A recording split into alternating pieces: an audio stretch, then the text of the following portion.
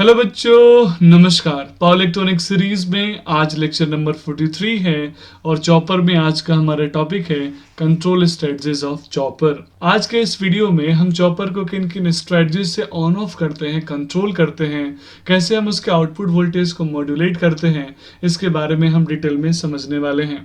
बच्चों, जब हम चॉपर के कंट्रोल स्ट्रेटजीज की बात करते हैं तो हमारे पास दो इंपॉर्टेंट मेथोडोलॉजीज है, टेक्निक है जिसके थ्रू हम चॉपर को कंट्रोल करते हैं। और उसमें जो सबसे पहला है वो है टाइम रेशियो कंट्रोल, जिसको हम TRC के नाम से भी जानते हैं। बच्चों, टाइम रेशियो कंट्रोल में हम नॉर्मली ऑन टाइम और ऑफ टाइम को कंट्रोल करते हैं, साथ में हम टाइम पीरियड यानी टोटल टाइम को भी एडजस्ट करते हैं। इसी वजह से यहाँ दो मेथोडोलॉजीज हैं। क्योंकि टाइम पीरियड फ्रीक्वेंसी का इन्वर्सली प्रोपोर्शनल होता है, तो पहला जो टेक्निक है टाइम रेशियो कंट्रोल का, उसको हम बोलते हैं कांस्टेंट फ्रीक्वेंसी कंट्रोल, जहाँ पे हम फ्रीक्वेंसी की वैल्यू को फिक्स रखते हैं, मींस टाइम पीरियड को फिक्स रखते हैं और ऑन और ऑफ टाइम को मॉड्यूलेट कर सकते हैं। बच्चों, जो सेकंड मेथड है जिसको हम बोलते हैं वेरिएबल फ्रीक्वेंसी कंट्रोल, यानी फ्रीक्वेंसी को हम चेंज करेंगे, यानी टोटल टाइम पीरियड को चेंज करेंगे। और इस टोटल टाइम पीरियड को चेंज करने के लिए मुझे एक पैरामीटर यानी ऑन या ऑफ पैरामीटर को फिक्स करना होता है। इनके बारे में हम आगे डिटेल में पढ़ने वाले हैं। बच्चों, जो सेकंड मेथड है that is called current limit control, जिसको हम CLC के नाम से भी जानते हैं। इस करंट लिमिट कंट्रोल में हम अपर और lower limit current value fix कर देते हैं ताकि मेरा स्विच ऑटोमेटिकली उस वैल्यू के अकॉर्डिंग ऑन और ऑफ होना स्टार्ट करे। आइए बच्चों, कंट्रोल स्ट्रेटजीज में सबसे पहला यानी टाइम रेशियो कंट्रोल का हम चर्चा करेंगे। इस चर्चा को आगे बढ़ाने से पहले एक बार फिर से हम रिकॉल करते हैं। एक चॉपर सर्किट का जो टोटल टाइम पीरियड होता है उसको हम T से रिप्रेजेंट करते हैं और वो होता है on time plus of time का सम। बच्चों, जब हम इसी टाइम का रेशियो लेते हैं तो उस रेशियो को हम बोलते हैं ड्यूटी रेशियो, जो कि on time upon T on plus T of का रेशियो होता है, और जिसको हम लिख सकते हैं T ऑन अपॉन T, जहाँ पे T on plus T of की वैल्यू है। अब जो सबसे पहला मेथड है जिसको हम बोलते हैं कांस्टेंट फ्रीक्वेंसी कंट्रोल, इस कांस्टेंट फ्रीक्वेंसी कंट्रोल में हम जो टोटल टाइम पीरियड है उसको हम फिक्स करते हैं। और जो दूसरा मेथड है वेरिएबल फ्रीक्वेंसी कंट्रोल, उसमें हम टोटल टाइम पीरियड को वैरी करते हैं। आइए सबसे पहले हम कांस्टेंट फ्रीक्वेंसी कंट्रोल को डिटेल में समझते हैं। बच्चों, जब हम कांस्टेंट फ्रीक्वेंसी कंट्रोल की बात करेंगे तो यहाँ पे हम टोटल टाइम पीरियड यानी T को फिक्स करेंगे। टोटल टाइम पीरियड जस्ट अभी मैंने बताया on time plus of time का सम होता है। तो बच्चों, इस कांस्टेंट फ्रीक्वेंसी कंट्रोल में हम नॉर्मली टोटल टाइम पीरियड को फिक्स करते हैं। आप दोनों वेव फॉर्म में देख सकते हैं T की वैल्यू कांस्टेंट है और T इक्वल टू होता है 1/f।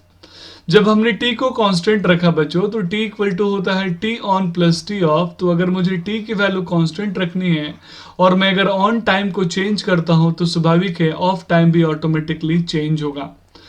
मीन्स अगर मैं ऑन टाइम को इंक्रीज करूं तो ऑफ टाइम डिक्रीज होगा, और अगर मैं ऑन टाइम को डिक्रीज करूं तो ऑफ टाइम इंक्रीज होगा। आप इसको छोटे से मैथमेटिकल एग्जांपल से समझ सकते हैं। अगर टोटल टाइम पीरियड की वैल्यू मुझे 10 रखनी है और ऑन टाइम मैंने 6 रखा, ऑफ टाइम मैंने 4 रखा। अब ध्यान दीजिएगा बच्चों, इस टोटल टाइम पीरियड में यानी अभी भी मैंने 10 रखा, लेकिन अब ऑन टाइम को घटा के मैंने 2 कर दिया तो ऑफ टाइम की वैल्यू ऑटोमेटिकली 8 हो जाएगी। मीन्स ऑन टाइम को मैंने घटाया तो ऑफ टाइम की वैल्यू बढ़ जाएगी। सेम अगले केस में समझ लेते हैं कि अब 6 को मैंने 9 कर दिया तो ऑन टाइम को यहाँ पे मैंने बढ़ाया तो मेरा ऑफ टाइम अपने आप कम हो जाएगा, यानी ये 4 से घट के 1 हो जाएगा। इससे हम यही समझ में आता है बच्चों कि अगर हम टोटल टाइम पीरियड को फिक्स करते हैं और ऑन टाइम को अगर हम एडजस्ट करते हैं तो स्वाभाविक है ऑफ टाइम भी ऑटोमेटिकली चेंज होगा। और इस ऑन टाइम और ऑफ टाइम को हम चेंज करके आउटपुट वोल्टेज को कंट्रोल कर सकते हैं। जो आउटपुट वोल्टेज होता है बच्चों वो इस on time upon total time into supply voltage का प्रोडक्ट होता है। तो मैं यहाँ पे बोल सकता हूँ जो आउटपुट वोल्टेज होगा वो ऑन टाइम का प्रोपोर्शनल होगा। मीन्स अगर मैं ऑन टाइम को बढ़ा या घटा रहा हूँ तो स्वाभाविक है आउटपुट वोल्टेज भी इंक्रीज या डिक्रीज होगा। इस मेथड को हम पल्स विथ मॉड्यूलेशन के नाम से भी जानते हैं, क्योंकि यहाँ पे हम ऑन टाइम के पल्स के विड्थ को मॉड्यूलेट कर रहे हैं, चेंज कर रहे हैं। पहले ऑन टाइम का पल्स विड्थ कम था, उसके पल्स विड्थ को मैंने बढ़ा दिया। अगर मैं चाहूँ तो उसको घटा सकता हूँ। बच्चों, यहाँ पे सिर्फ ऑन टाइम को रेफरेंस में मान के एक्सप्लेन कर रहा हूँ। आप चाहें तो ऑफ टाइम को रेफरेंस मान के भी एक्सप्लेन कर सकते हैं। जैसे ऑफ टाइम अभी ज़्यादा था, दूसरे केस में ऑफ टाइम डिक्रीज हो गया क्योंकि मैंने ऑन टाइम को इंक्रीज किया है। मीन्स कांस्टेंट फ्रीक्वेंसी कंट्रोल में बच्चों हम टोटल टाइम पीरियड को फिक्स रखते हैं और ऑन टाइम और ऑफ टाइम को मॉड्यूलेट करते हैं, जबकि जस्ट इसका उल्टा होता है वेरिएबल फ्रीक्वेंसी कंट्रोल में।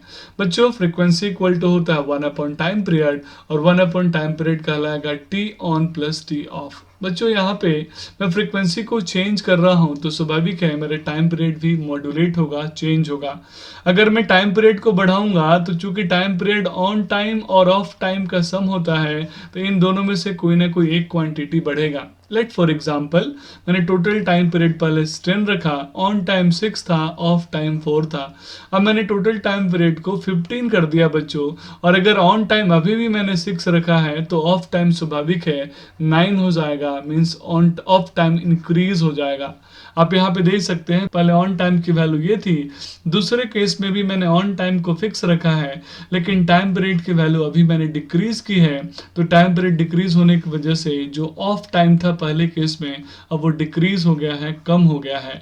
सिमिलरली अगर मुझे टाइम पीरियड को बढ़ाना होगा, आप जस्ट इसका उल्टा देखेंगे, टाइम पीरियड को अगर मैंने बढ़ा दिया तो ऑन टाइम अगर मैंने फिक्स रखा है बच्चों तो ऑफ टाइम फिर से इंक्रीज हो जाएगा। वेरिएबल फ्रीक्वेंसी कंट्रोल में बच्चों हम टोटल टाइम पीरियड को मॉड्यूलेट करते हैं और ऑन या ऑफ टाइम में किसी एक को हम फिक्स रखते हैं। अब हम बच्चों नेक्स्ट स्ट्रेटजी की बात करते हैं जिसको बोलते हैं करंट लिमिट कंट्रोल टेक्निक।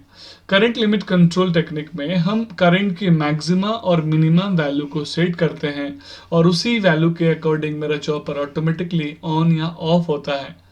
और मैक्सिमा और मिनिमा की वैल्यू प्री डिटरमाइंड होती है, फिक्स्ड होती है, और इसीलिए हम इसको टू लेवल कंट्रोल के नाम से भी जानते हैं। आप यहाँ देख पा रहे होंगे लोड करंट पे मैंने मिनिमा और मैक्सिमा का वैल्यू फिक्स करके रखा है। ये मेरा मैक्सिमा का पॉइंट है, ये मेरा मिनिमा का पॉइंट है। आप यहाँ बहुत ध्यान से देखेंगे बच्चों, जैसे ही मेरा चॉपर ऑन हुआ तो ऑन टाइम में करंट की वैल्यू इंक्रीज हो रही है और मैक्सिमम वैल्यू तक जैसे ही पहुंची उसी कंडीशन में मेरा डिवाइस यानी चॉपर ऑफ मोड में चला जाएगा और वो तब तक ऑफ रहेगा जब तक वो अपने मिनिमम वैल्यू को अचीव नहीं कर ले। जैसे ही वो मिनिमम वैल्यू को अचीव करेगा ऑटोमेटिकली मेरा चॉपर फिर से ऑन हो जाएगा बच्चों, और वो तब तक ऑन रहेगा जब तक वो मैक्सिमम को अचीव न कर ले, और एक बार फिर से मैक्सिमम को अचीव करने के बाद वो फिर से ऑफ हो जाएगा। इस तरीके से यहाँ पे चॉपर को ऑन और ऑफ करने के लिए मुझे मैक्सिमम और मिनिमम वैल्यू की जरूरत है। वो प्री डिटरमाइंड वैल्यू अगर मैं फिक्स कर दूं तो उसके अकॉर्डिंग मेरा चॉपर ऑटोमेटिकली ऑन होगा और उसके अकॉर्डिंग चॉपर मेरा ऑटोमेटिकली ऑफ होगा। इसीलिए इसमें हम करंट लिमिट के थ्रू चॉपर को कंट्रोल कर रहे हैं, ऑन ऑफ कर रहे हैं, और यही मेथड कहलाता है करंट लिमिट कंट्रोल। अब बच्चों यहाँ पे सवाल ये है कि इन सभी मेथड्स में सबसे इफेक्टिव मेथड कौन है। तो बच्चों टाइम रेशियो कंट्रोल में मेरे पास सबसे पहला जो मेथड था जिसको कांस्टेंट फ्रीक्वेंसी कंट्रोल बोलते हैं, जिसमें हमने देखा ऑन टाइम को हम मॉड्यूलेट कर रहे हैं यानी चेंज कर रहे हैं, जिसको हम पल्स विथ मॉड्यूलेशन बोलते हैं, PWM टेक्निक। ये नॉर्मली सबसे ज़्यादा फेमस और इफेक्टिव होता है। बाकी एज पर नीड हम करंट लिमिट कंट्रोल को भी यूज़ करते हैं और साथ में वेरिएबल फ्रीक्वेंसी कंट्रोल को भी यूज़ करते हैं। आई होप आपने चॉपर के टर्न ऑन के डिफरेंट कंट्रोल स्ट्रेटजीज के बारे में डिटेल में समझ लिया होगा। क्या आप बार बार इंटरव्यू में रिजेक्ट होते हैं? क्या आज भी रिज्यूम बनाना आपके लिए सरदर्द है? बेटा तुमसे ना होगा। क्या HR इंटरव्यू आपको डराता है? क्या आप आज भी इंटरव्यू के क्वेश्चंस का सही आंसर नहीं दे पाए?